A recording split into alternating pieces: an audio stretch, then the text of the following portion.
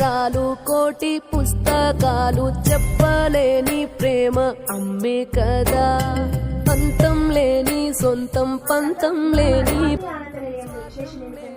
సీతమ్మ గారి 4వ వర్ధంతి సందర్భంగా వారి పెద్ద కుమార్తె అలమేలమ్మ గారు, పెద్ద కుమారుడు రమణ, కోడలు శశికళ మరియు చిన్న కుమారుడు గోపి మరియు కోడలు సునంద గారు మన ఆనంద నిలయంలోని వృద్ధులకు రాత్రిపూట అన్న వితరణ కార్యక్రమాన్ని జరిపిస్తున్న వారికి వారి కుటుంబ సభ్యులకు ఆయురారోగ్యాలు, అష్టైశ్వర్యాలు, సుఖ సంతోషాలు మనమందరం కూడా ఆ భగవంతుడికి ప్రార్థన చేసుకుంటూ అన్నదాత శతమానం భవతి శతాయుష్మాన్ భవ.